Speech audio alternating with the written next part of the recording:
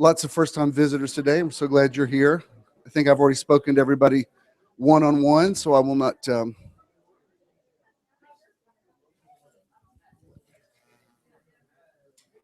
not make you say anything publicly, but I'm glad you're here. And some of you I haven't seen in a minute, so I'm glad you're back. It's all good. And those of you that are watching online, wherever you are in the universe, we welcome you, whatever time zone you are. Lon is recovered and is back. That's awesome. I think today's Tony and Wayne's 5th anniversary, so happy anniversary to them. Ladies, glad y'all are here today. I've already told y'all that. You I've spoken to and welcome. Congratulations. We haven't seen Ty since he graduated from Georgia Tech, so congratulations. Glad everybody, I shouldn't have mentioned anybody because now I'm going to have to mention everybody. I'm just glad you're here, whether you're a first timer or a 1,000th timer. Just really, really happy that you're here. It's a beautiful day. I don't know about you. We've just had the best week, and I'll tell you a little bit about it.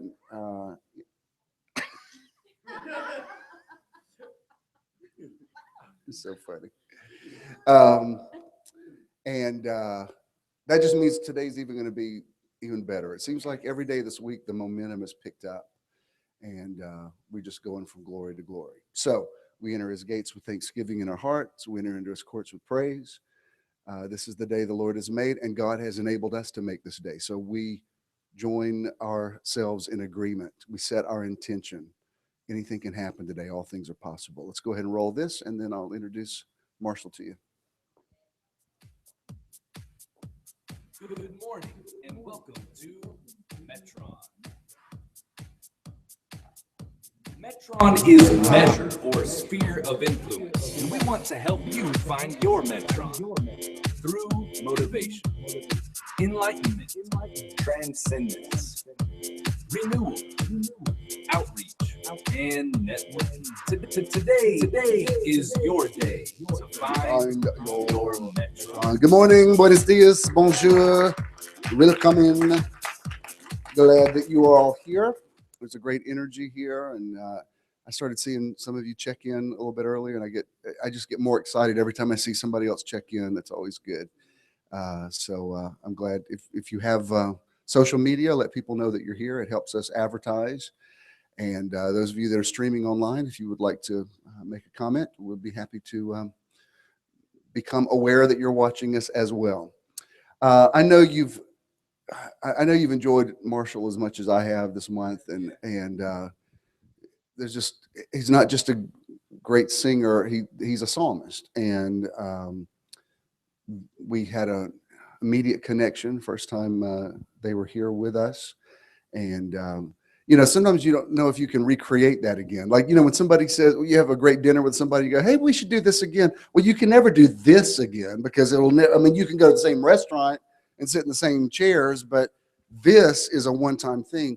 So, I didn't know when I invited him back, are we going to have that same connection? And not only did we not have it, did we have it, but we had it on a whole other level, I think. And I never discuss with him his song choices, but they're always exactly what we need. And I'm sure today will be no exception. Would you please welcome the awesome Marshall Ruffin. Marshall, glad you're here.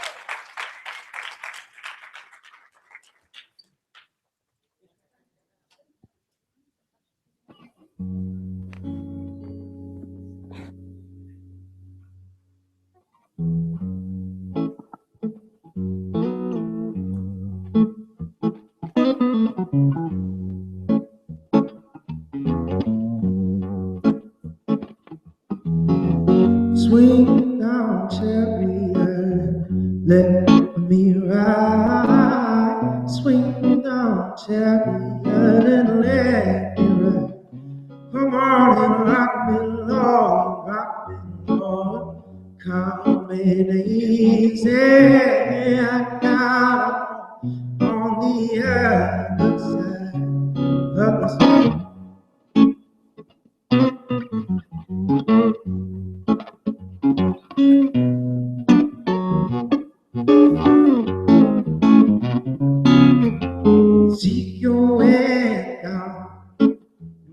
the field.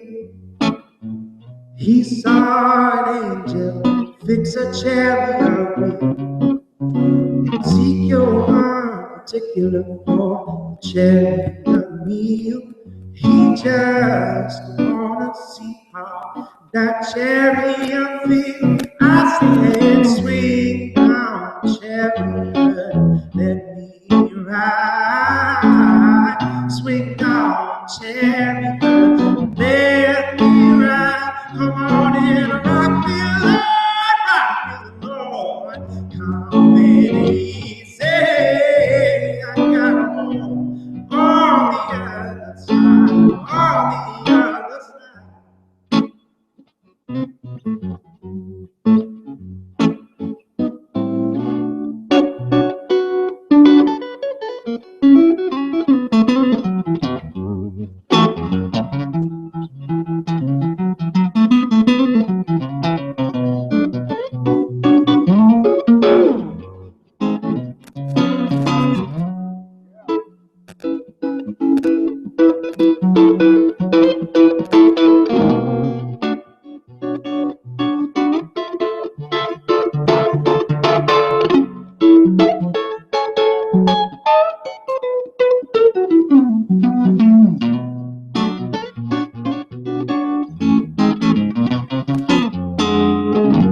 Ezekiel went down and he got on board the chariot went with every bump in the road. Ezekiel one particular for the bump in the road. He just wanna lay down his head below. I said, swing down, chariot, and let me ride.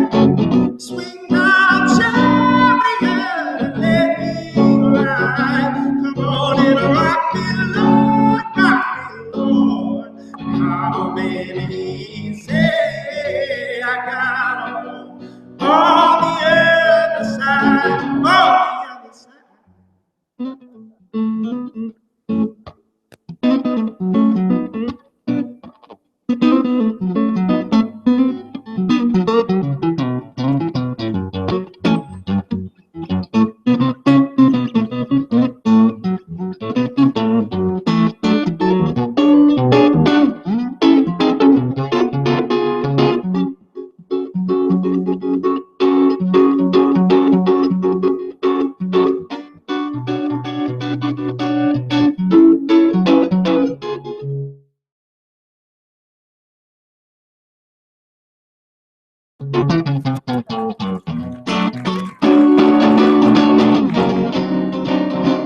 Well, I said I got a father in the promised land.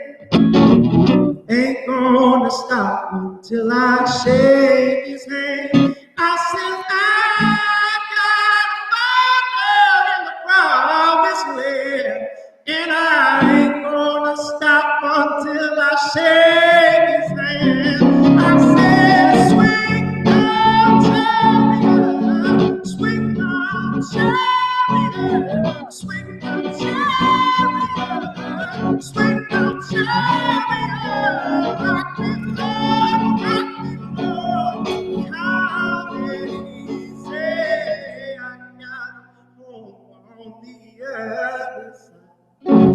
Yeah.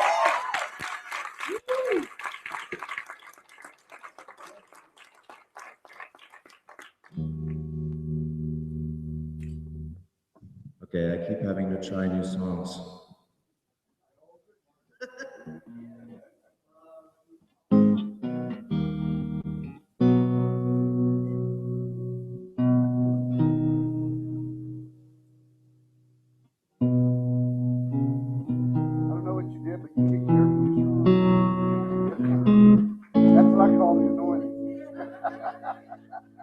You will.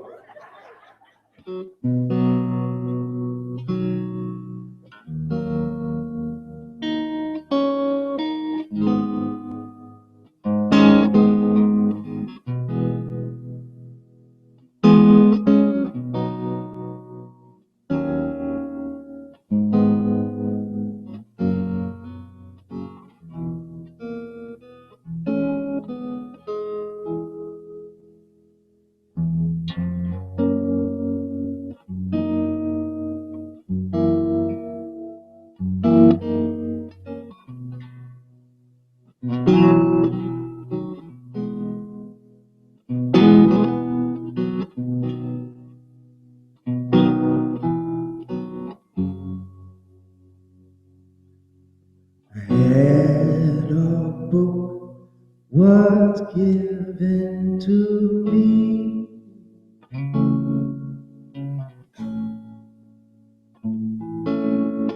Every page spelled liberty.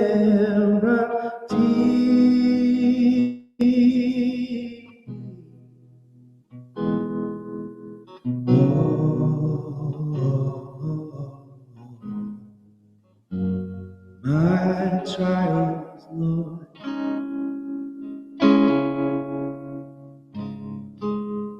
soon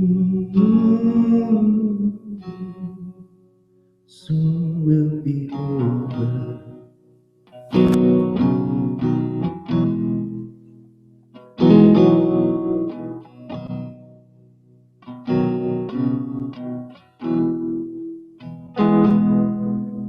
There is a tree in paradise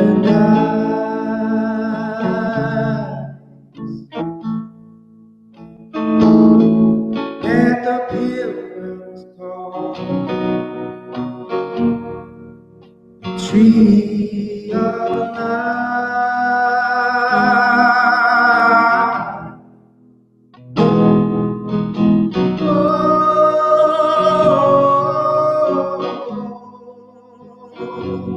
My trials, Lord, soon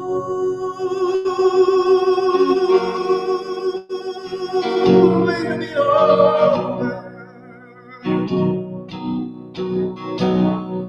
but it's too late, my friend.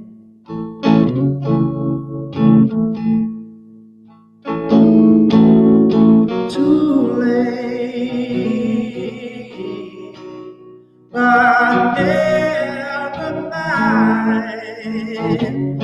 Oh, yes, I said, oh,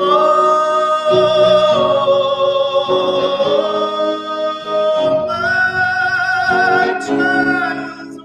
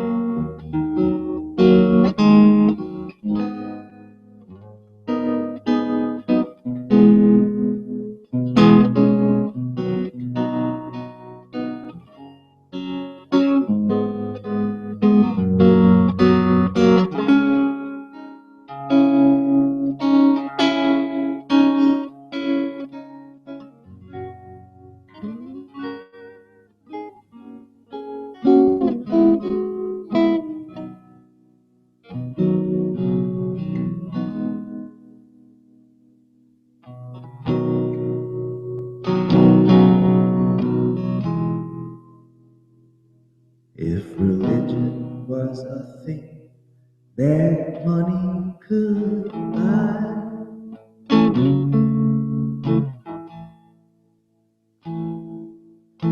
rich would live, poor would die.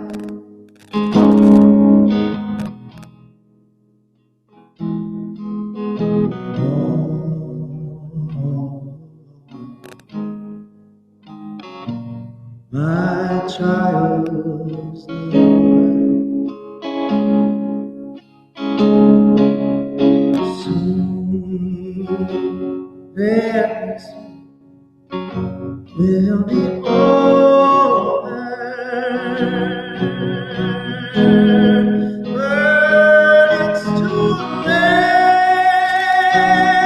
my friend. Oh,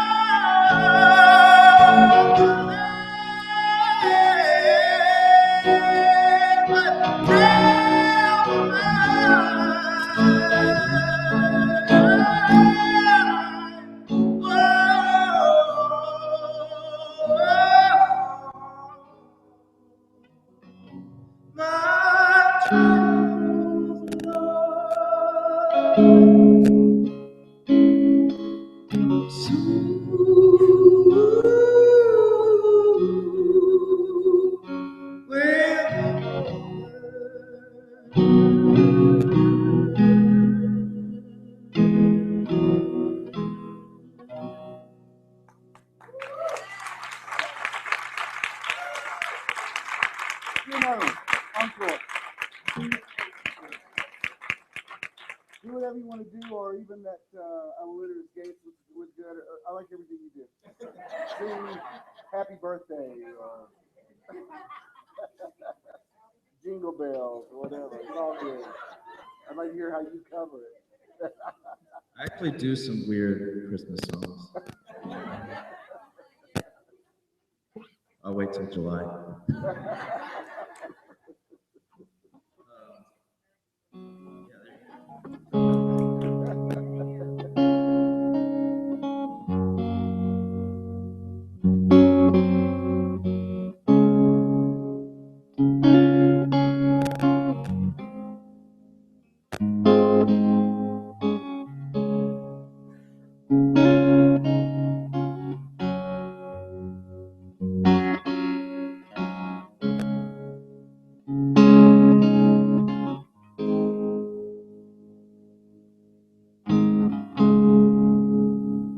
Why should he come back through the dark?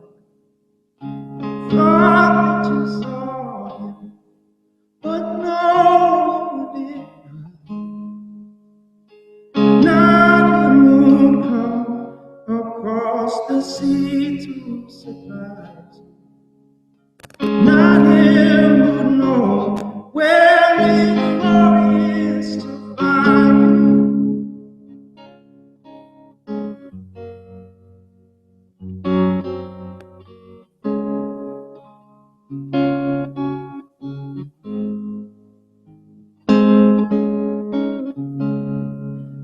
With sadness so real that it populates cities and dreams you hold inside. The steam from the cup, snow on the path. Seasons have changed from pleasant to bad.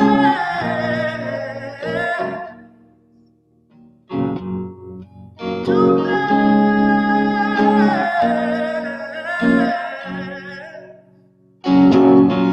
Turns all into bad. To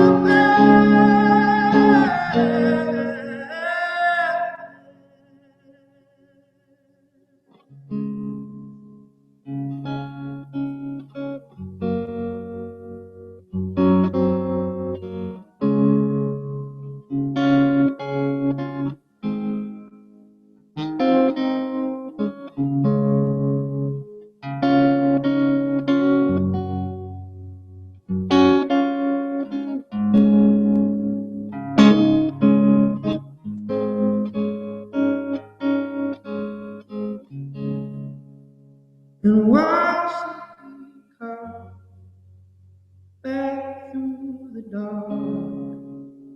You thought you saw him, but no, you did not.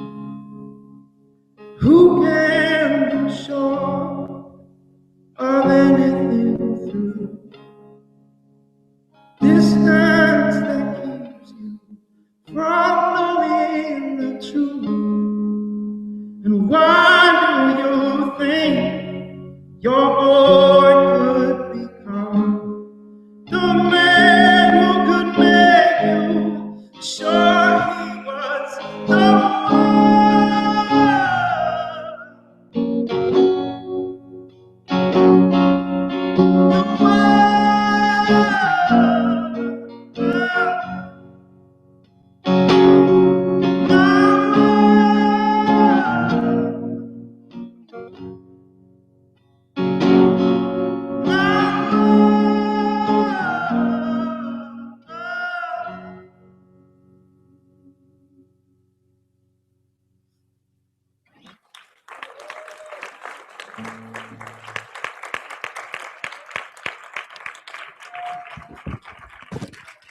Marshall Ruffin.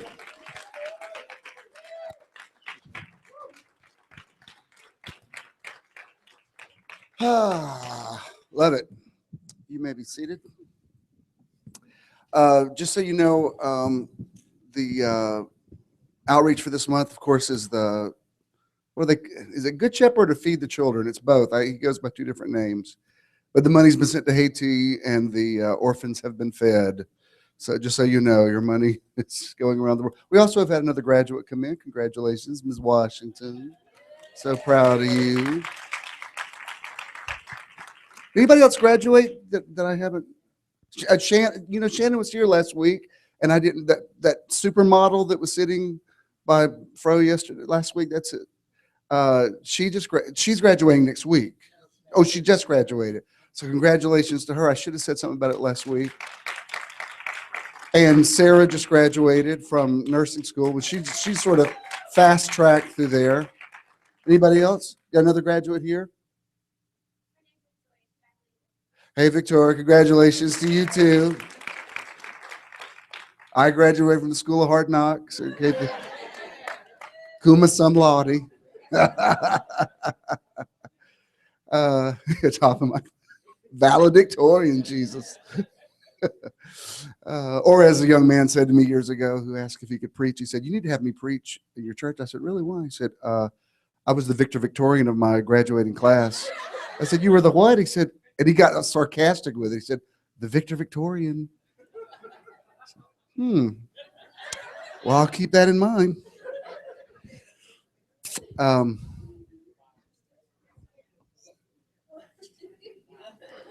But anyway, I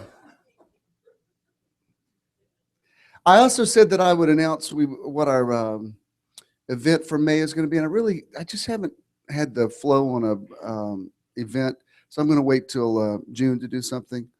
But we'll do something cool.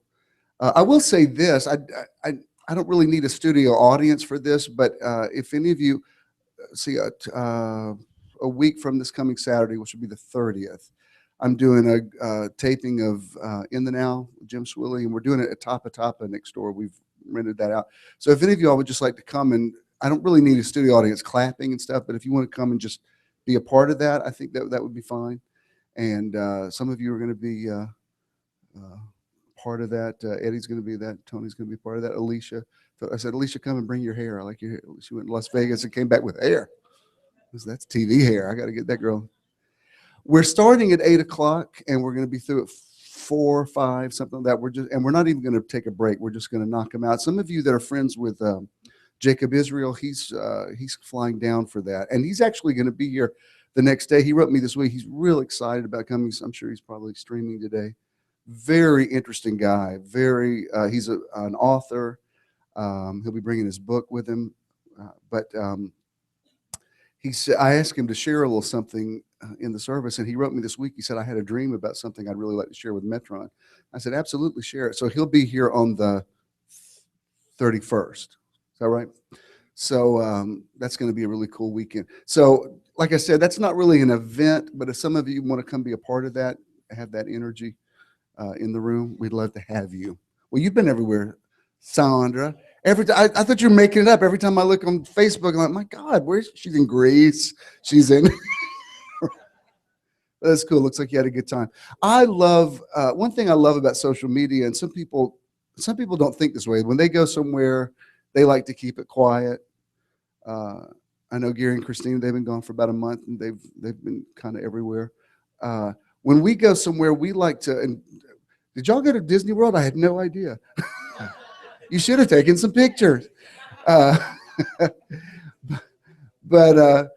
when we go somewhere, we really like to share it. You know what I mean? It's like, and I have a lot of people say, I can't travel like you do, and I really enjoy when you show the pictures. And that's kind of when we go, we like to have the experience. Yesterday, Avery, did you just get my text I just sent about Facebook? Michelle, this may be too quick. Is it possible for you to find my Facebook page? If you can't, it's fine. But Jeff told us about this place called Gibbs Gardens, and it's up in Ballpark, Georgia. I've passed the signs as Ballpark, Georgia for years. I didn't know Ballpark was the name of a town. Oh, Ball Ground. You're like, it's not the name of a town. Yeah, Ball Ground. because apparently it was a Native American settlement, and they actually played a version of whatever their ball was, and so that's why it's called that. But he mentioned to us about going to this garden. We've been meaning to go for a minute. We went yesterday, and it was just,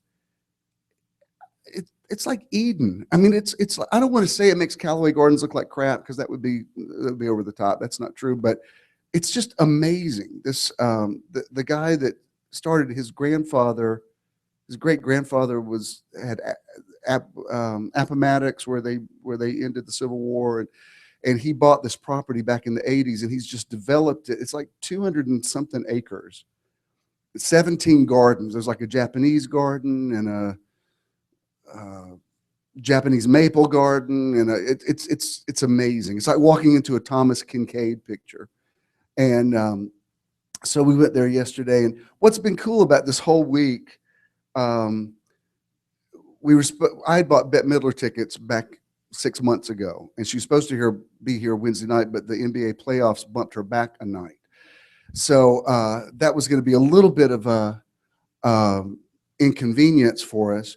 But it turned out, because she got bumped out, a lot of people had to cancel and couldn't make it on the Thursday night. So they had a lot of openings. So yeah. Hang on one second. I'll get to it. Look at me right here. Hold that thought. Just leave it right there. I'll get to him in a minute. But what? Yeah. But because of it, the place wasn't sold out. So I got this email that said, if you're sitting in whatever section we were in, if you come early, there's a seat upgrade. Well, I had bought tickets like in the nosebleeds, which is fine, because I've seen stuff at Phillips Arena from high up, and it was fine. They moved us down, no extra charge. Like, we were 25 rows back from the stage, which I'm sure the people that paid $200 a ticket were like, really? I'm like, am I gonna say favor? So that was great. We just had an awesome time. We were, I can't say a lot about this, but Judah has signed on. He's one of the characters in the Preachers of Atlanta. So we were supposed to film with him on Thursday night. So they had to bump that up to Thursday during the day. And that was great. I went to Covington, and we did an episode with Debbie and the kids and me. All 4 of my kids were there. And I have another reality show in the works. I know it sounds like I'm making this stuff up, but I promise, if you turn on TV, I will eventually be there. And on this one, that they have a way they want the story to go, and it's not exactly your reality, but you're like, okay. There's some things I just had to say, I can't say that. I would never say that to my kids. But some things I was like, okay, fine. So that was good. Thursday was an awesome day. Friday night we go over to Decatur, and we're just eating, and we're a little bit late, but because we were eating late, we got there just in time for the lantern parade. So that was cool. It was like a little Mardi Gras. We just like right there at the right time. Yesterday we go to Gibbs Gardens, and not only was it beautiful, but they said, we're having this special thing at twilight tonight where they have this Marshall, have you ever heard of a duo called Cicada Rhythm? No way. They're from Athens. That's the first thing Ken said is, yeah, that's them. They're from Athens. Her voice is kind of a mixture between Norah Jones and Billie Holiday. She sounds so. We got in the car, and I was playing Billie Holiday for him. I said, listen how much she sounds like. They're very interesting. But it was just, I told him, I said, isn't that amazing? We just, everywhere we've gone this week, like, if Bette Midler hadn't been put back a night, we would have had the good seats. If we'd gone an hour earlier to Decatur, we would have missed the parade. People are like, do y'all plan all this stuff? We're like, no, we just go with the flow. It's just the right. But look at some of these are all shots that Ken took. Look how cute we are. But you just go through them. But there's, and honestly, pictures don't even do it justice. It really, well, we've seen that. Go to another, there we are again. Go to another, show these. Just beautiful stuff. Life is a rose garden, Jesus. You know what those little, did you see that little fake coyote they had? That scares off deer. And I didn't know that. One night, this guy from the reality show asked me, he said, do you miss having a mega church? I said, let me tell you the parts I don't miss. We had a deer came and ate $15,000 worth of pansies in one night. We had just put them out for an opening Sunday. I thought, I would become a deer hunter if I found that deer that I just paid for. Anyway, and we actually, thank you, Michelle. The good thing about this place is the way this guy has, I knew you knew them. That's so funny that it was just, what are the odds that we would be there and they'd be playing there? But, what was this? Oh, the thing about this place is the way he has planted stuff. You can go anytime and there'll be something new blooming. Like 2 weeks ago, it was daffodils everywhere. They're just like acres of daffodils. Now they're all gone, but now it's knockout roses. And I hear, have you guys been there in the fall? I hear that it's incredible in the fall. So we might, that's a possibility of an event. It's, I think it's about $20 to go. I don't know if they have a group discount, but it's totally worth it. It's just, it's the kind of thing where I think if someone,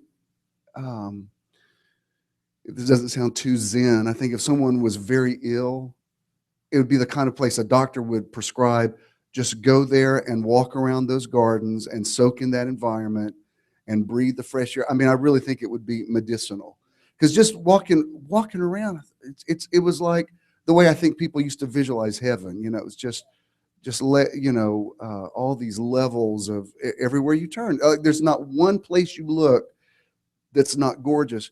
And I remember having 43 acres, what everything cost to landscape. I can't imagine, when you're looking at 100 crepe myrtle trees and, just grass everywhere. It's just really, really cool.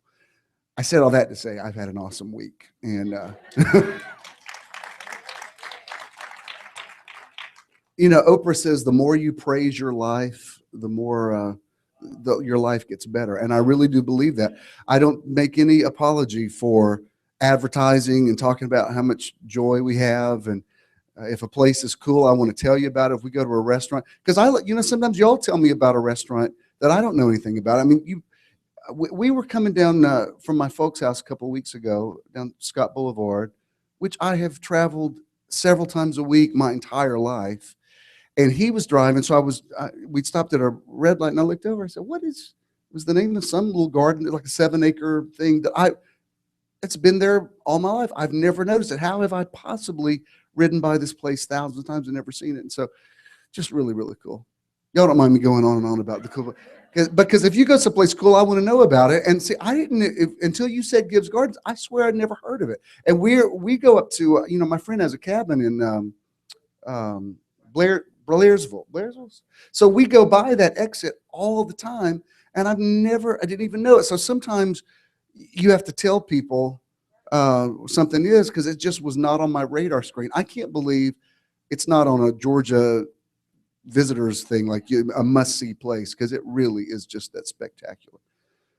That's so amazing that you know those. I didn't meet them, but they were really cool. She plays the bass, and he plays the.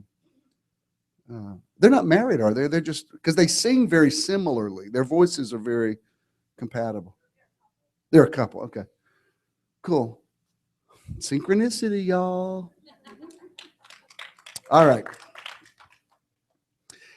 If I failed to mention not seeing somebody, I'm really, really happy that you're all back.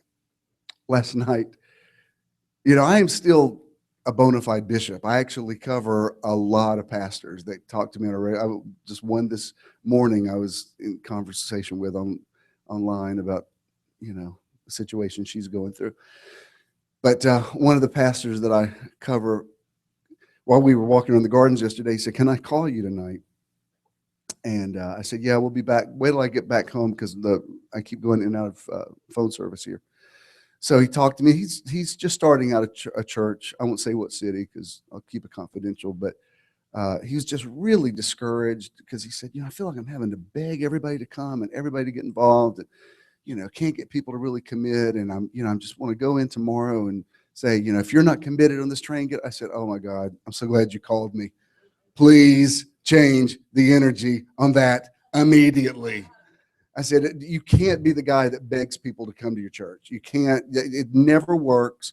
They don't have to. All you're going to do is make them feel really crappy, and it's not going to produce. I said, trust me on this. From someone that has had his fair share of temper tantrums over the years, they never produced good results. You know, maybe the people that really love me would go, wow, you really gave them hell today, Bishop, but it didn't make anybody do any better. So I said, you cannot be that guy. You got to be that guy that everybody wants to come to his party. And, you know, because if you're to, let me just give you some relationship advice. If you're to the place in your relationship where you say to someone, you never want to spend time with me, y'all need to go ahead and split up. You're in a dangerous place. Because if you have to say to somebody, you never want to spend time with me, that's why they don't want to spend time with you. Do you know what I mean? You got to be fun person that's always doing stuff, and you know you're going to go whether they go or not. You know, that's the person. So he said, oh my God, I'm so glad I called you. I said, absolutely. So you go in there, you check your A game, and you make them want to be a part of it. And I said all that to say, no kidding, I really do appreciate that you all come here every Sunday, because I realize you don't have to. I mean, you have very full lives. And I believe it's worth it. I believe I'm worth the drive. I believe it's worth coming here. But I just want you to know I do appreciate it. All right. I love what we're talking about this month. The speaking of the atmosphere, let there be light. You know how I always listen for my little, where's my confirmation? Where's my confirmation? He's saying, you know, Marshall does a lot of really old stuff, a lot of vintage stuff. You know, he has roots back to the Civil War, and you know, some of his stuff really, like the song "All My Trials." That's an old spiritual. That's a, you know, it's a classic old song. But the line in it was, in paradise, there's a tree called the tree of life. It's up there. We are. There's my connection, because that's what I want to talk about today. I'm going to show you Genesis chapter 3, and let me just say, I think you all know this. We have a young Episcopal minister in training who is here today, and I said, you know, I'm a little out there theologically, right? I said, did Ty warn you? He said, yeah, he's already warned me. I said, okay. Just didn't want there to be a problem. And the story of Adam and Eve, personally, to me, I don't believe it's a literal story. I think it's a true story. I don't think it's a literal story. Obviously, the people have been here longer than 6,000 years. That is a proven scientific fact.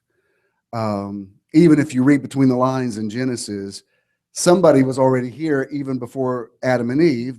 There was a culture. There was a country. It had a name. It was called Nod. Remember when Cain killed Abel? And he says, if you put this mark on me, then the people are going to know that I've killed my brother. So not only was mankind advanced enough to already have a sophisticated system, a social system, but already people had an idea of crime and punishment and that sort of thing. So even Bible literalists would have to admit, just from the Genesis narrative, that this is, I don't want to use the word fable. I would rather use the word allegory. It's like all of these stories probably do have a kernel of truth in them, but if you get into the argument over the literalness of it, you miss that even that letter kills you. Do you understand? Like when people want to tell you why the Bible's not true, that's deadly. What you need to look for is, where is the truth in it? And there is a very powerful truth in this Adam and Eve story. Do I believe snakes were literally talking to women? Not necessarily. I don't necessarily believe that. That doesn't mean I don't think there's validity in the story. Can anybody tell me, before we get, I'm going to show you a few verses in Genesis chapter 3, because we're talking about self-esteem in the mind of Christ. And this is good stuff. This is good. Does anybody know what the opening verse in Genesis chapter 3 says about the serpent? Does anybody know how he's described? He was subtle. He was some cunning. Some translations say crafty. More than what? More than any other animal in the kingdom.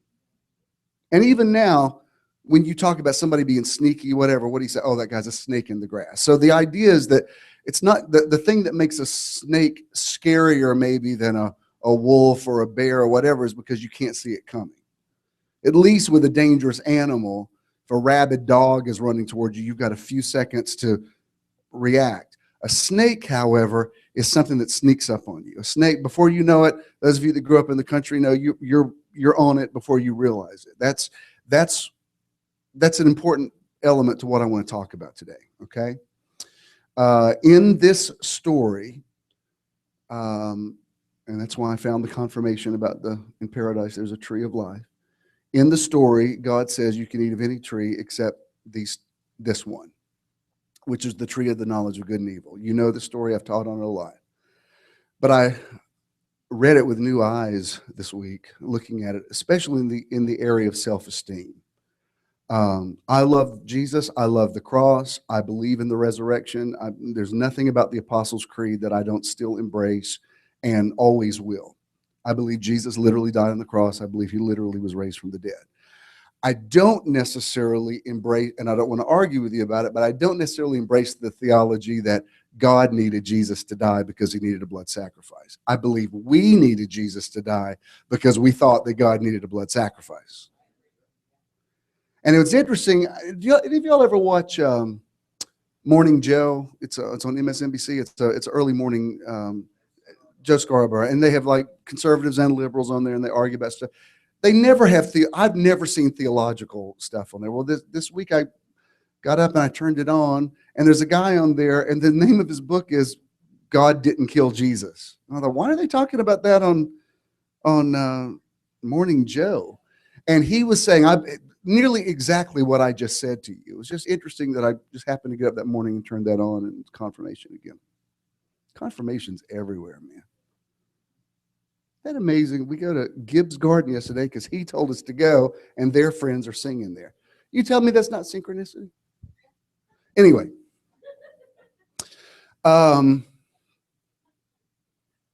No disrespect to the Lord Jesus Christ. Do you understand? Do you know I love Jesus? I don't think I have to say that to you, but I might need to say it for the internet audience. When I talk about these things, I realize I'm going into the foundations and messing with some of your ideas about things. But I want you to hear me out on it. So he says the serpent is subtle more than any of the other animals. It's esoteric. You can't see where it came from. It doesn't move like other animals. It slithers. It can get in places where other animals can't. Samuel L. Jackson was in snakes on a plane, not wolves on a plane. You could see wolves coming.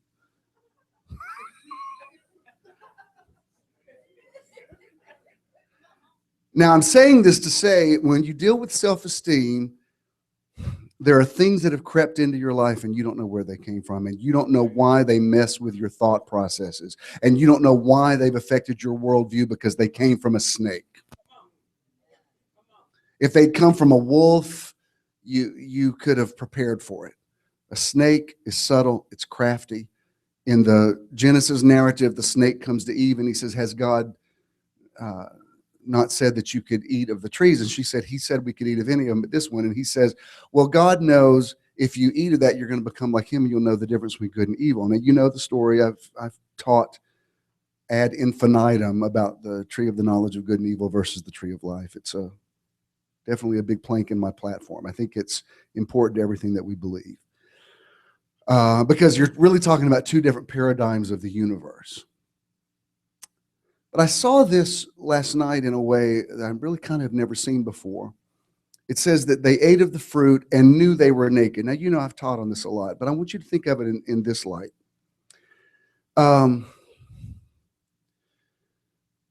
Someone can come to you and they can say some words that strip you of your dignity.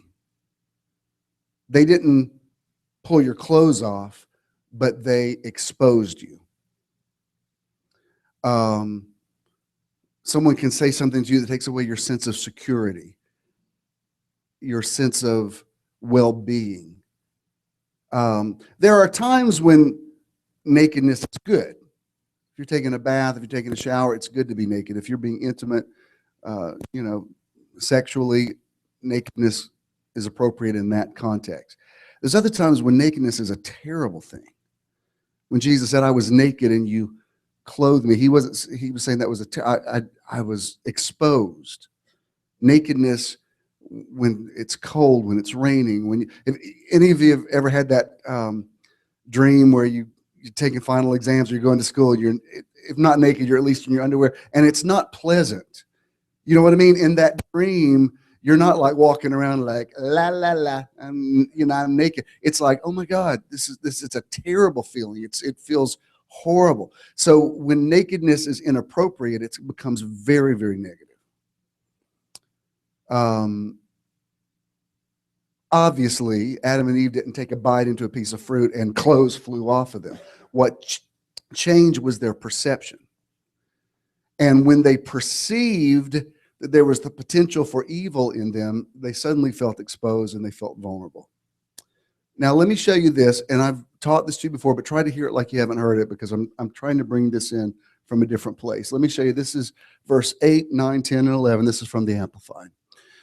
So he says here, "And they heard the sound of the Lord God walking in the garden in the cool of the day. And Adam and his wife hid themselves." I've been reading that phrase since I learned how to read, but I never saw it this week as strong as I'm seeing it right now. They hid themselves.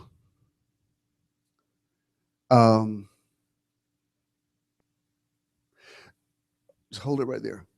When little kids come into the world, they have no sense of self-consciousness. You know what I mean? Babies, they don't care if you change their diaper. They have no sense of self-consciousness. I remember I was a single dad for a while with Jared and Christina, and they were little. And I remember one time I had them both in the bathtub, and I had a pizza on the way, and the doorbell rang. And next thing I knew, they were both opening the door buck naked. And the pizza guy's like, "Hello." And I said, "You guys get back in the," but that was the age they were, they just had no sense of being self-conscious whatsoever.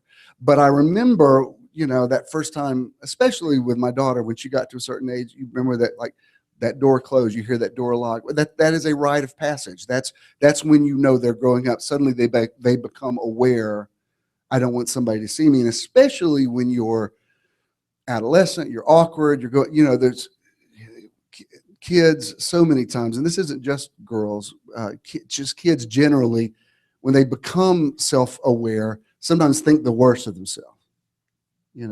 My body's not right. I don't look right. I don't look like the other kids, whatever. So there's this sense of, I want to hide myself. Like, there was a time I had no awareness that anything could be wrong with my body. Now, as we get older, suddenly you're very aware. You know what I mean? I remember there was a time when I look at some of these young guys running around with no body fat. I remember when I was their age, my shirt would be off in a heartbeat. If I'm watching the car, that shirt was off. Now, if we said, let's all take our shirts off, I'd be like, that's all right. I'll pass. Do you know what I mean? It's like somebody was asking John Travolta in an interview about, that scene in Saturday Night Fever where he comes out and he's in this like black bikini underwear. And they said, do you think you would ever appear that way in a movie again? He said, well, now at this point, it would be a comedy. If I was, don't quite look like I looked in 1975. So, we're always going through this awareness of, maybe I don't look like I'm supposed to look, so I want to hide myself. But I'm not talking about physicality now. I'm talking about something much deeper. When someone has said something to you that stripped away your protection.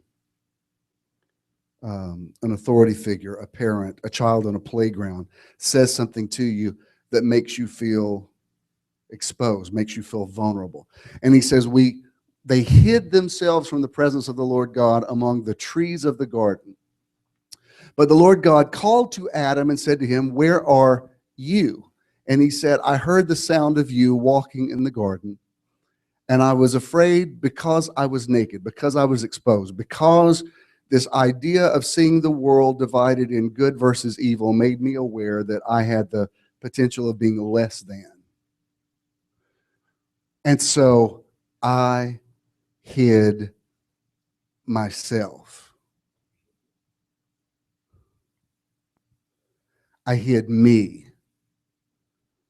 This idea of Adam and Eve running around trying to put fig leaves over their private parts for modesty's sake, that's not what this was about at all. If you believe there was a God who created people, then obviously he knew what they looked like naked. So this wasn't about them covering up because they didn't want God to see their naughty bits. Do you understand? That's not what it was. As a matter of fact, if you look in the original Hebrew, it says they made tunics for themselves. They weren't fig leaves. They were grabbing the foliage off trees, trying to feel okay. That's what religion is. Religion is lots of fig leaves. It's people saying, I have to hide myself from God. I've got to cover myself in a doctrine, in an ism, in a theology, because I can't possibly be okay just like me. Now, I'll tell you, who was it that just wrote me? Oh, Irma, yeah.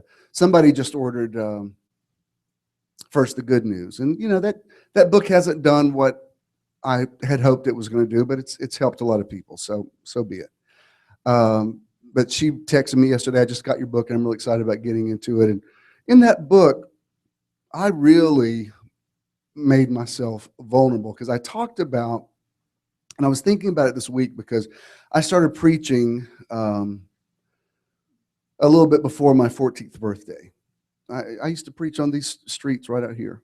And when I see street preachers, like even Thursday night, we're walking into Phillips Arena, and there to go to the concert, and there's a guy standing out there, and I knew I can spot him a mile away. I knew he was passing out tracts. Ken didn't notice it because when Ken walked by him, he handed the tract to Ken, and he took it. I knew what it was. So he's up there, you know, with his vibe coming out. I recognized him because he was me years ago. And he said, let me give you this. And I said, no, I'm good. And he said, are you good enough to go to heaven? And his face all got contorted. And I thought, dude, you are so wasting your time on me. But what also made me think about it, and I know I said a lot last week about coming out and everything, and I don't want to overdo this. And for those of you who are like, dear God, is he really talking about that again? But it's important to what I'm talking about today. I remember at the time I was starting to preach when the record, The Divine Miss M, came out. And, you know, there's some things, some stereotypical things of, you know, white gay men of my age group like Barbra Streisand and Bette Midler. I mean, it has nothing to do with sex. It's just, and I'm not saying only, yes, I know, Renee, you're not a white gay man. I'm just saying there are some stereotypical things that are just universally true, whether you hope they are or not or whatever. If you were celibate the rest of your life, you would still, your taste in things.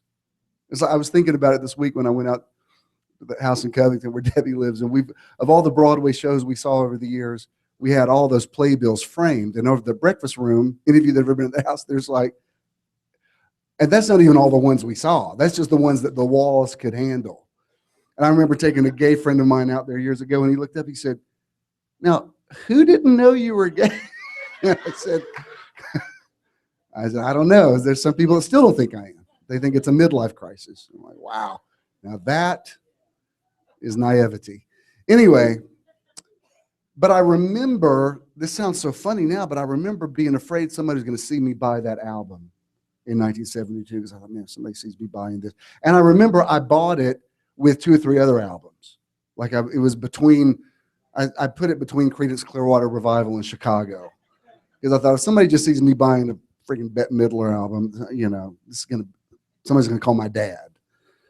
And I was making a point how fast forward all these years later, and I'm happy to be here. I'm like, it's great. We sat with people that were like real. I sat by a mother and daughter that both loved her, and it was a great concert. She did a little bit of the crazy stuff, but for the most part, it was a very grown up. I mean, she's 70 years. She's gonna be 70 in a few days, and it's just not just. It's not that she has that great a voice. It's her choice of songs and the way she was singing from a distance. And she didn't talk about Ferguson, but I knew what she was meaning. She said, in this day and age, this song has a whole new meaning. And we were sobbing. And when it was over with, she grabbed her face, and you know how dramatic she is, but it worked. And one of the last songs was "Stay With Me, Baby." You know, she gets all rock and roll, Janis Joplin voice, "Stay with me, baby. Don't go, don't go." You know, it's like, all right, Beth, we're not leaving. We're here for you, baby. I mean, it was like we were into it. And I thought, man, I'm in such a different world now because I'm posting this on Facebook. I'm not ashamed of it. I'm not, it is my taste in things, and I'm not embarrassed about it, and whatever. So when I read the words, "and I hid myself," I don't know if you can relate to this, but I relate to it big time. And in this book, I wrote about, why was I such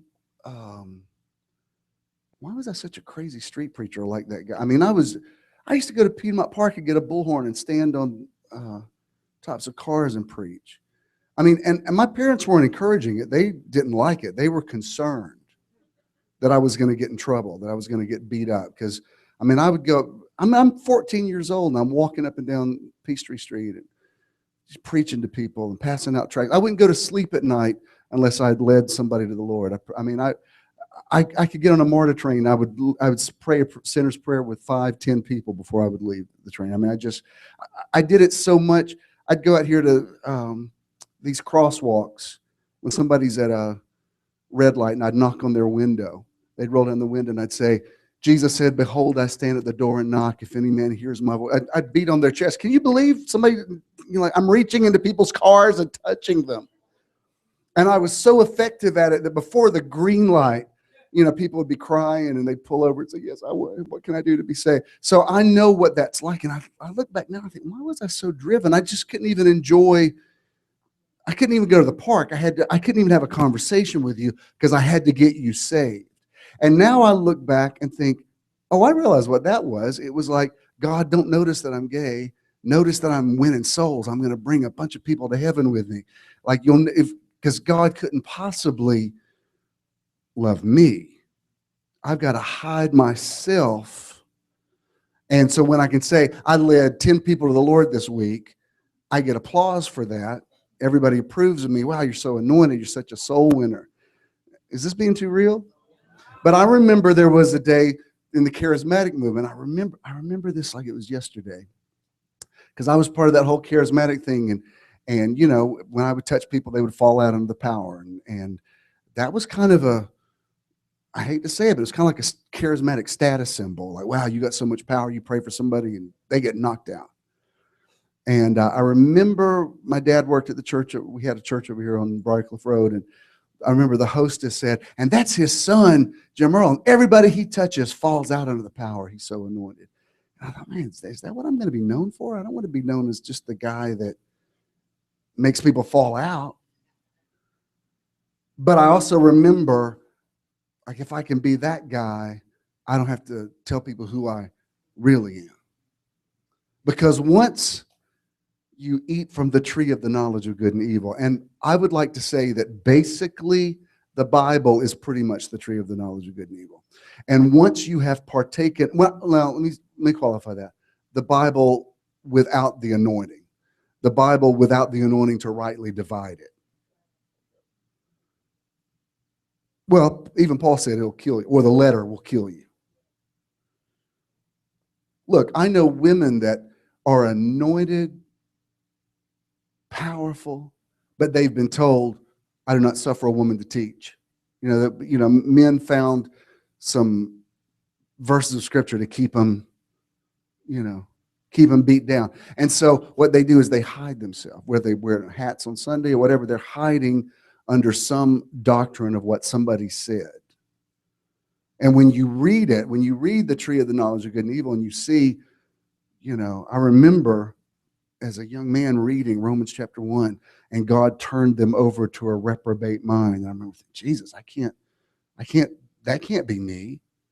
So you become all these other things so people don't see who you really are. Can I tell you why I wanted to show you those pictures of Gibbs Garden yesterday? I felt like it was being there was a physical manifestation of the way I feel my life is now. I feel like I live in the Garden of Eden. Do you understand? I feel like my life is a watered garden. I feel like, that's why when he's saying, I know I've said way too much about Marshall. And frankly, All My Trials isn't one of my favorite songs. I mean, it's kind of it's not a real happy, too late, it's not, it's like, oh Lord, don't end them on that one, Marshall. But when I heard, in paradise, there is a tree. What is that tree? It is the tree of life. When you can stand there and say, God, you know who I am. Let me tell you, under the old covenant, David ate from the tree of life. Do you understand? And a lot of people didn't understand it. But when David would say things like, I am fearfully and wonderfully made, that was someone who has not eaten from the tree of the knowledge of good and evil. Because if you eat from the tree of the knowledge of good and evil, you're like, David, you got some real issues, buddy. I don't think I would be bragging about how you're fearfully and wonderfully made. You're basically a perv. Because think about it. When David lusted after Bathsheba, she not only was another man's wife, she was the wife of a man that worked for him. And he's like a peeping Tom. This was before pornography. This is when a man had to actually go out and look at somebody. I mean, can you imagine if somebody said that, I was lusting after somebody. Where'd you see him? Oh, they were taking a bath. I was watching them through the window. You got to call the cops. My God, David, you were watching my wife take a bath? That's kind of creepy. That didn't stop David. David has an affair with her, moves her into the palace, has her husband killed. And it wasn't just her husband, it was her husband that was so faithful. He was like a good man. I mean, if we look at David through the tree of the knowledge of good and evil, like, oh, David, you're so nasty. Right? Even in his old age, I've said this to you before, but he's an old man and he's having chills, so he needs a young woman to sleep with him to keep him warm. Like, really? How about an electric blanket, David? Really? Let's get you a dog. Let's get you a hot water bottle. No, I need a young woman to keep me warm. If somebody said that today, you'd be like, you really think we're falling for this? Really? And David at that age might not have been able to do anything, but he still just wanted one close by. Am I being too real? I'm just saying, if you didn't know that this is the man who wrote if I just told you about that guy and didn't tell you this is the man that said, the Lord is my shepherd, I shall not want, you would think, geez, who are you talking about? The one that the scripture says was a man after God's own heart. Am I saying that he didn't have issues? No, he clearly had issues. You remember when he stripped down and danced before the Ark of the Covenant and his wife McCall looked out and she says, I know you were just flashing the young women. And he says, oh, well, now that you told me that, I'm going to dance that much harder the next time. It's in the realm of possibility that David was flashing the young women. That kind of sounds like something David would do. If I really told you what I thought about David and Jonathan, some of y'all might get up and walk out. Bishop, are you saying David was gay? No, but Jonathan was. And something happened between the two of them when they met. They stripped their clothes off and said the love was greater than any love he'd had with a woman. And all I know is Saul was really ticked off at him for a long time about something. Now, I'm not trying to be dirty-minded here. I'm just saying David was extremely sexual. I do not believe he was gay. I believe he was extremely libidinous. He was extremely passionate.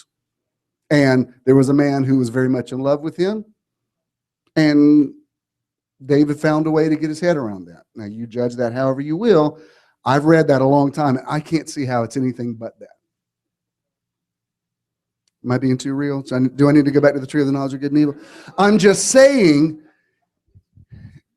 we need to tell David, thou shalt not commit adultery. We need to tell him to live right. Well, David didn't have that mentality. Now, he could repent, and he did pay dearly for what happened. I'm not saying there weren't consequences. There was some terrible stuff that happened to him. He had a terrible dysfunction in his family. He certainly reaped the whirlwind with his son Absalom. Absalom took David's stuff to a whole other level. He would bring women and openly have sex with them on top of the palace just to humiliate his father. So he would, like, Absalom was the worst case scenario of David. And Absalom ended horribly. Remember, he's riding the horse and his hair gets tangled into a tree. I mean, the Bible's so R-rated. Have you ever tried to read the Bible to your small children? It's so hard to find stories. I mean, there's like fish eating men and, David decapitating a giant. It's like really scary stuff to go to bed on. Christina told me this week, she says, Sophia asked me to read the Bible to him this week. I said, really? I said, did you? She said, yeah. She said, I read him the Psalms, whatever. I said, you got to really pick and choose before they go to sleep when they're 5. All right, sweetie, now we're going to read the story about how Jael drove a nail through Sisera's head.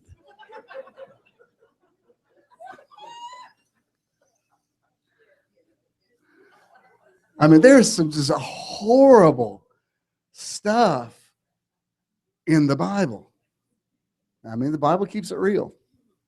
But I'm saying if you eat it from the Bible tells me what's wrong with me. That's why I can't, when somebody wants to hit me with some scriptures to keep me in line, I'm like, you don't understand. It's like Jesus saying, Satan has come to me, but he has nothing in me. You can't, I've already battled with those scriptures. I've already had the victory over them. There's nothing you could say, no matter how many times you say it or scream it at me or whatever, it doesn't register with me because I don't hide myself anymore. Now, I don't believe you should flaunt yourself either. I think there's decorum and the fruit of the Spirit is temperance, but I don't think you can know God if you hide yourself. Now, here's what I want to get across to you about this thing about self-esteem. I'm glad Dr. Sheila's here today because I want to give you, I don't know if you're working this week, but it's a little something I want you to check with me. It's just something that needs to be adjusted. I can feel it. I know what it is. I know she knows how to do it. And, sometimes you'll go in and to the doctor and there'll just be a little thing that just needs to be corrected. And once that little thing is corrected, everything else starts functioning like it's supposed to. Do you know what's wrong with the majority of people who can't function in the world?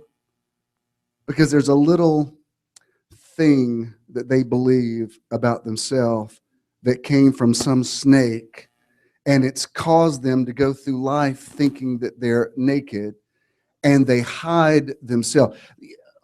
I've gotten this so clearly. Like I remember there was a young man that used to be involved with our ministry, and when he left, and some of you may know who I'm talking about, and it's fine. But when he left, he wrote me like not only an angry letter, but a really lengthy letter, like explaining all his offenses with me. And as I'm reading this, I thought, this isn't about me. This is about you didn't have a relationship with your father because you're unnecessarily angry at me. Like I know I can make people mad, but I shouldn't have made you this mad. And if you're this mad, you're the age of my oldest son. This is anger against your father. You can't say these things to him. So I get it. This is not about me. Like, it's a spirit of rejection. And a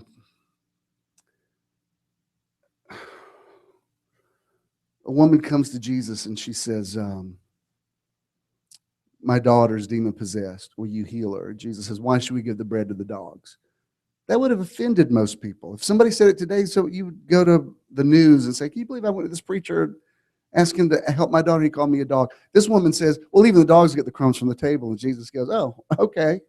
Well, for this saying, your daughter's made well. I don't know what we could speculate all day long. Why did Jesus say that? The fact is, everything that happens in your life is for this saying. Everything.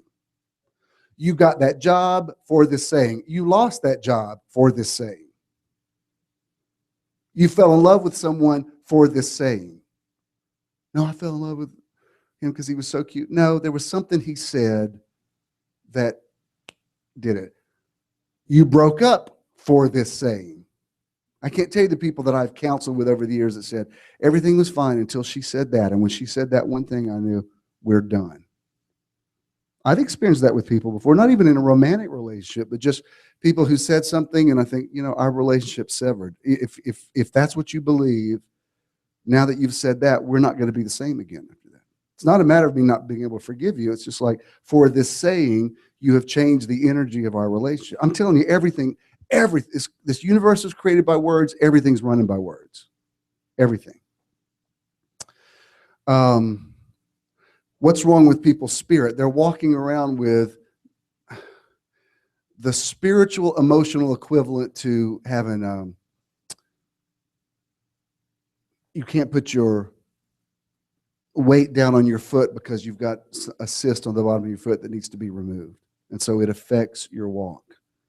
I'm not talking about a physical thing. I'm talking about somebody said a word to you, and that word, you limp over that word. You can't be yourself.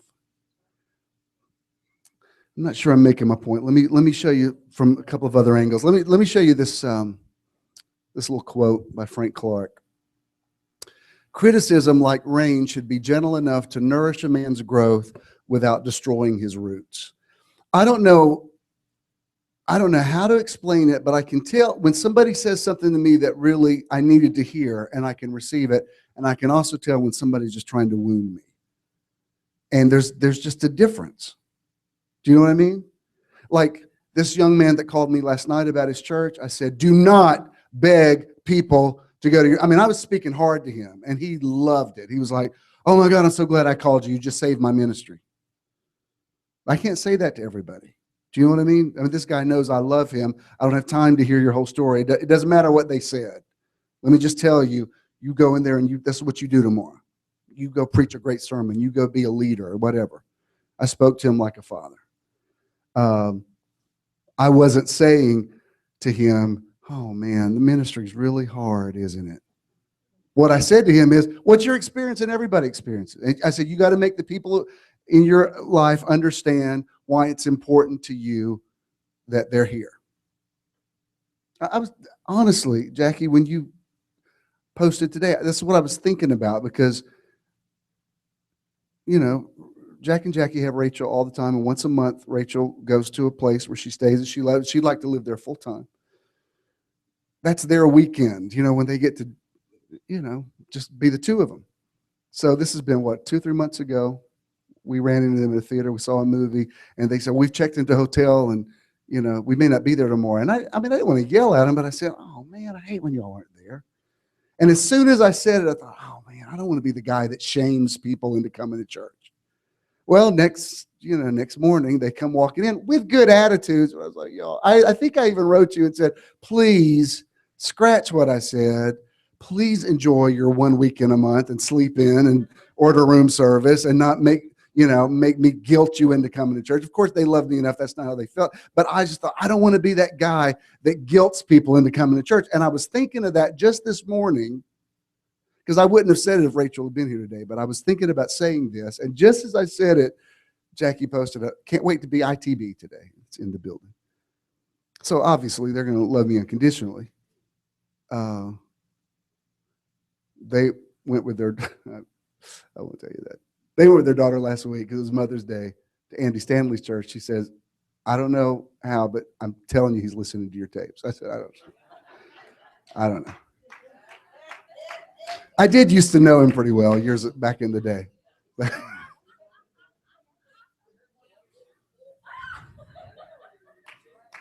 It is funny. Years ago, I cannot say who this evangelist is, a female evangelist who fills up arenas. I will not say who.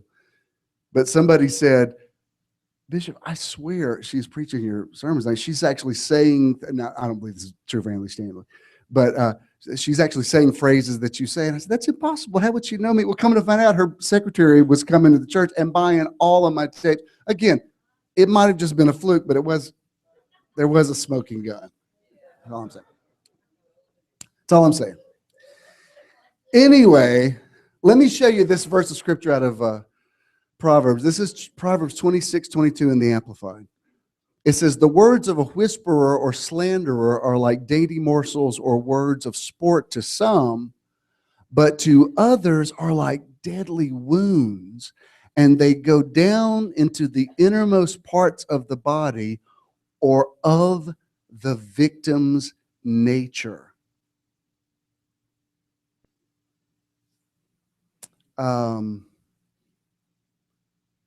Adolf Hitler was supposed to have been a great leader. I mean, the guy could make people do things, but somehow somebody wounded him. Somehow something happened with him, and he turned that charisma into some very negative energy that went to its worst end. But when somebody has charisma and leadership ability, they're supposed to use it for positive things. You understand what I'm saying with this? Let me show you this. This is a book this guy has written about how words actually change your brain. The tree of the knowledge of good and evil made me aware that I'm naked, so I hid myself. This is what this guy says. By holding a positive and optimistic word in your mind, you stimulate frontal lobe activity. This area includes specific language centers that connect directly to the motor cortex responsible for moving you into action. And as our research has shown, the longer you concentrate on positive words, the more you begin to affect other areas of the brain. Functions in the parietal lobe start to change, which changes your perception of yourself and the people you interact with. A positive view of yourself will bias you towards seeing the good in others, whereas a negative self-image will include you towards suspicion and doubt. Over time, the structure of your thalamus will also change in response to your conscious words, thoughts, and feelings. And we believe that the thalamic changes affect the way in which you perceive reality. What this is saying is this is a doctor. He's not coming from a spiritual aspect at all. He's saying neurologically, words affect you. They change the structure of your brain. So you think about this. What if, like, I'll give you an example. I counseled with a man years ago who could not keep a job. And this guy was sharp, he was attractive, he was smart, he was qualified. When he came talk to me, he's had 13 jobs in 1 year. And I said, what's the deal? He said, it's the same exact thing happens to me every time I go in. And he had a real victim story about whatever. And as we just kept talking, he said, well, the real deal is, and suddenly he just burst into tears. He said, my father told me I was an underachiever. And he told me I would never amount to anything. And he said, I can't. He said, I know it's not true, but I can't stop believing it. It didn't matter how many conferences he went to or how much schooling he had. That word was somehow in, I don't know how to explain this. It was on the bottom of his foot. It was in his lower back. It was a, you know how when you have a pain or something's wrong somewhere, you think about, you break a toe, now you got to stay off that foot. But now if you go for several days staying off that foot, now it's your lower back because you're out of balance. Do you understand how many people are going through life and they don't even know they're out of adjustment because there's a word and I know this sounds crazy, but it's like they can't put their full weight down on their foot because that word's there. And every time I put my foot down, that word pops up and it's like a sciatic nerve. Do you understand? I'm speaking spiritually, but it's like a nerve and you feel it. And so every job interview you go to, every date you go on, everything, it's like, ow, ow, there's that pain. And now you've learned to control it. You've learned how to feel the pain, but you're a professional now, and you can do your thing, you can do your job, you can phone it in, but you're still hiding yourself because somehow that word was the tree of the knowledge of good and evil. It made you aware of what's negative about you. You try to compensate. You do other, well, let me put my weight on this side. I mean, sometimes I'm a very type A personality. What I want to see you about, Doc, is I can tell right at I just hadn't felt it till recently, but I can tell the base of my spine needs an adjustment. I can just feel it. I keep sitting in a, Avery, we'll meet on Thursdays. I'm like, man, I cannot sit on this chair too long. So it's hurting my back. And I think I need to go have an adjustment. It's like that right there at the, in the evolutional process, we used to have tails. So it's like the tail. Oh, was that? I shouldn't have said that in church. But I thought that needs to be adjusted. And when I go see Doc, she usually will not only adjust it, but she'll tell me why, this needs to change, because sometimes you're sitting wrong or you're sleeping wrong. It's just something you don't even know. If that's happening physically, 1,000 times more it's happening spiritually. 1,000 times more it's happening emotionally. Someone has spoken a word to you and it's exposed you. You were feeling confident, but they spoke that word and suddenly you're naked. I hid myself from you because you showed me the evil part of me. When you see your life through the tree of life, I'm telling you, I do not think I'm perfect. I do not, I am very much in touch with my limitations. But I don't see, they don't make me hide myself. I'm just like, well, that's a part of me. Do you know what I mean? It's like,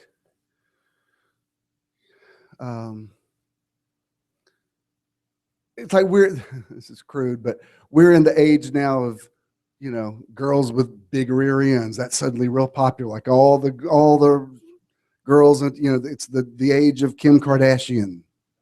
Well, when I was growing up, girls didn't want big butts. That was like, I remember a girl I knew was trying to, oh, it's my butt look big in these jeans. Now it's just the opposite. Every song you hear in pop radios,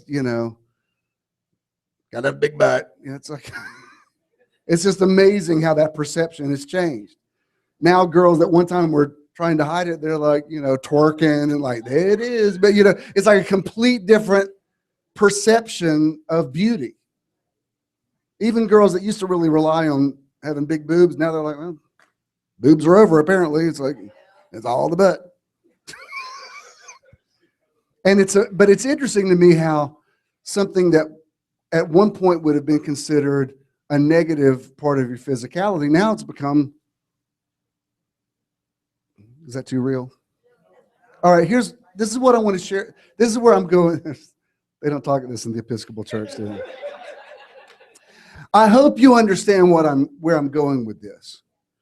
Because here's the deal about the fall of man. I do believe the fall of man was real. I don't believe I don't believe his death was, I believe it was significant. Something happened in the atonement. But let me tell you this. If Jesus had not walked his earth walk the way that he did, I would venture to say that his death on the cross would have pretty much been meaningless.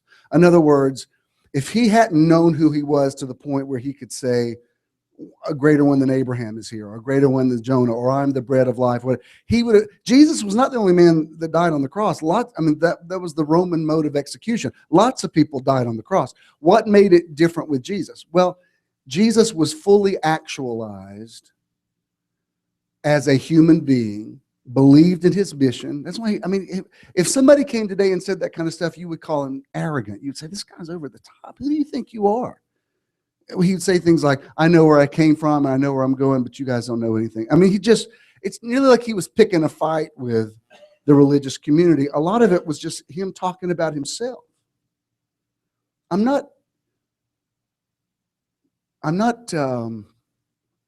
advocating arrogance and conceit, but there is something, when the Father, however Jesus perceived this voice that comes out of heaven, this is my beloved Son in whom I'm well pleased. that's the tree of life. When you believe that you are well-pleasing, you see everything in a completely different way. We don't see the world as it is. We see it as we are. Now, I know I talk a lot about how, oh, we just ended up at the right place yesterday and it was perfect. But that's the way we see the world. We like, do any of you ever look for, like if you're going on a trip, did you check online some of these, like some of these sites where you can compare rates and stuff, and they'll have reviews by people? Have you ever read several reviews? You think, how could these people be talking about the same place? Because you'll read one, and it's like, oh my God, it was nasty, it was horrible. We had we got our money back. Don't ever go there. It was the worst place. That place should be condemned. And I swear, you read down the next one, and somebody go, oh my God, we had the most wonderful time. I can't tell you enough how, it was so great to stay at this hotel. By all means, and they give it 5 stars. And you think, and you look at the dates and you're like, wow, that was like a week apart. How could your perception be that different? It's because 2 different people are seeing 2 different hotels. This used to happen all the time in the church when the church was big. I would hear people say, I would get a letter, and one day, Bishop, I came to your church Sunday, and that's the most unfriendly place. People were stuck up. Nobody spoke to me. We're never coming back. The same day, I would get an email from somebody like, I just want you to know we are home. We came Sunday, and everybody made us feel so welcome. And you think, how are you giving a say? And it'd be like from the same Sunday. It used to happen all the time. People would say, I'm very concerned. I just don't feel like you're ministering under any anointing. It's like, we're going to put Ichabod over the door, like the glory of the Lord has departed. 10 minutes later, I get like, Bishop, you are in a zone right now. It's like, it's not, I don't even hear you speaking. It's like Jesus speaking. And I told you, I don't believe I have to qualify this like I'm making this up, but this I promise this happened. Years ago, I'm standing in front of a place. Debbie and I were married, and it was wintertime. I remember because I had like a black sweater and a black leather jacket and black jeans on. And I was at a place where I was going to leave my car, and she was going to come pick me up. We were going to go have dinner. So I'm standing in front of this place in Conyers waiting for her to pick me up. A man drives by, and he goes, oh my God, I just looked out there and saw that man standing in black. And I said, that's the devil. That's the devil standing right there. I said, Satan, I bind you. I couldn't believe this guy rolls his window down. He's like, I bind that devil. And I was like, what? So help me, Jesus. The same moment, a woman drove up and rolled down the window and said, Bishop, I'm so glad to see you. I'm listening to your tape from Sunday. And it's like Jesus speaking. And I thought, now this is a snapshot. In one moment, I'm standing, somebody saying I'm the devil and somebody saying I'm Jesus. But they're both in their car. When I saw you there, I felt like I was having a vision. Like, no, that's Bishop. It's like seeing Jesus. Satan, I rebuke you in Jesus' name. Like, wow. Talk about 2 different perceptions. Because really, you haven't seen me how I am. You've seen me how you are. The reason many of you have stayed with me through everything is something in me reflected something in you, and you said, I know what he's talking about because that resonated with me. I could see myself in what he said about him. So you said, but don't you want to go to a church with a big praise team? You're like, I have nothing against a big praise team. It's like, that's not why I'm going there. It's because I see me in him. I can relate. That's all it is. And the people that don't see that, they'll be like, why would you go to that? Why would you drive all the way to Atlanta for that? Because they don't see it. And if you don't see it, you can't make somebody see it. You just can't. Exactly. That's deep calling unto deep. So much I want to say about this, but we gotta go. But I want you to get this thing about the fall, because there are people in your life who have been serpents, and they snuck up to you. They snuck up through your childhood. They snuck up through your religion. They snuck up through your church. They snuck up through your marriage. They snuck up through ancestry. They might not have even meant ill against you, but it was what they said that made you feel naked. It's interesting. Yashika's not here today. She's on vacation. But the woman I had come up last week, because she keeps saying, I am safe. When I go to Metron, I feel safe. You could just as easily say, I feel clothed. Do you know what I mean? Because it's a bad feeling. Have you ever gone out, like, you know, ladies, you're like, oh, I feel like this skirt's a little too short, or I'm uncomfortable. You're not comfortable. My rule, when you're getting dressed, if you look in the mirror and say, is this shirt too tight, or is this shirt too, that means change clothes. Because if you're feeling it while you're getting dressed, you're going to go out in public. I mean, why did I wear this? Why, you know, why I shouldn't have worn it. Because it doesn't, you don't feel confident when you don't feel at least covered, or that what you're wearing accentuates what you want to accentuate. That's why it's ridiculous to me when women run around half naked and then complain that men are staring at them. I'm like, well, then what do you, if you advertise it, people are going to shop. I mean, that's not a religious statement. It's like, they just are. If you show it, I promise you, men will look at it. They will. I remember what this woman, you know, like super low cut thing. I mean, I'm a gay man and I'm looking at him. I'm like, you know, and she's like, Bishop, I just don't understand why men look at me this way. I feel like I'm a sex object. I'm like, there may be maybe a reason. I don't know. Lord, have I said too much? What I want to get across to you today, and that's why in paradise there is a tree. We used to sing, I will cling to the old rugged cross. Now I sing, I will cling to the tree of life. Because in the tree of life, I have nothing to hide. It doesn't mean I'm perfect. It means I'm me. You know, my mom has a great line. I've said quoted before, and people say, I can't believe she's about to turn 77 in a couple of weeks. And, you know, people always say, you don't look 77. And her take is, I'm glad that people think I look younger than I actually am, but what I want to look is good. There's ugly young people.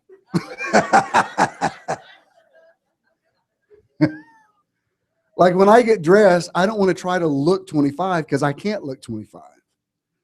I could look a few years younger than I actually am, but there's some, you know, realistically, there's only so far you can move that clock back. So you have to say, all right, well, I am this age. I am a, you know, a grandfather. So let's look as good as you can with what you got to work with. And, you know, that's the best you're going to do. And that's what makes you attractive, not trying to even be something that you're not, because even in being something you're not, you're still hiding yourself. Even doing this reality show this week, probably saying too much, but there's certain things they want you to say, and I would go along with it because it was generally our story. But some of the things he would say, why don't you say this to your kids? And I said, I got to tell you, I would never say that to my children. That's not, I can't. If you want to get another shot of me walking in or whatever, I get that. But I just would never, that's not something I would ever say. And we're too real. I'm not going to be able to, I'm not that good an actor. So then they would go, all right, well, then go with what you would normally say. And then when I would do that, they're like, oh, that's really good. I'm like, that's what I was trying to tell you. Because I can't, I understand if there's a story you're wanting to tell, I can flow with that. But you can't make me say things that I wouldn't say because I'm too far past that. I don't hide myself anymore. I'm going to talk a little bit more about this next week. So just put a comma right there. Let's all stand.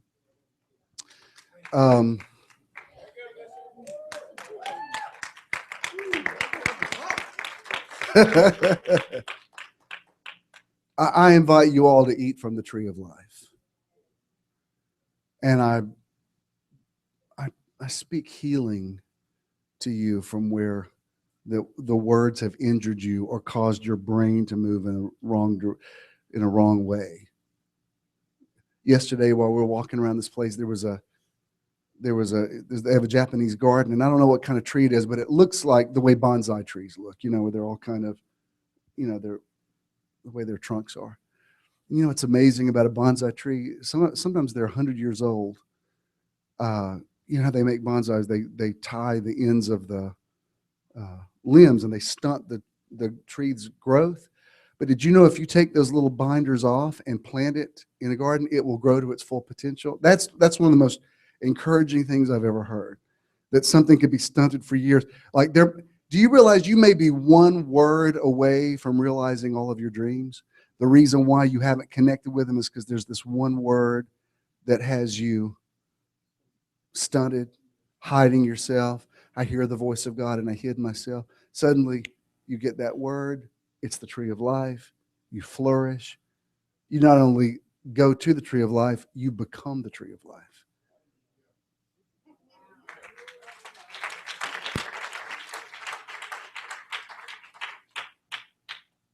I believe that you hear me. Let's run this. Thank you for this. I'm aware of who gives and who doesn't. Thank you, those of you that do. It really means a lot. I really do appreciate it. So glad I don't have to yell at you about giving, and you just do it. And I love this online thing is so simple. It's so easy. It's so high tech. It's so cool. It's so Metron. Thanks you, those of you that do it. We don't have to run it today.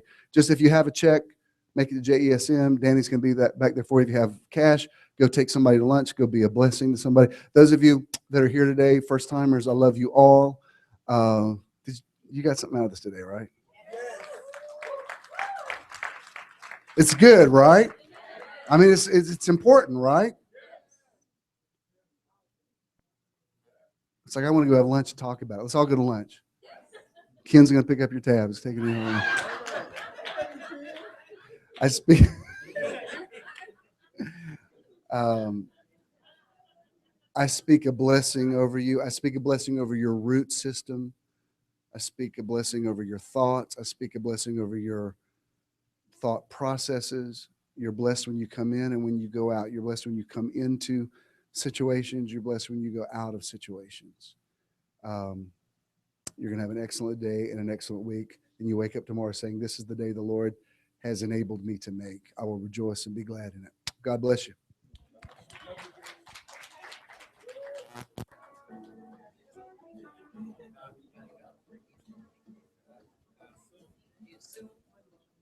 I have a gift.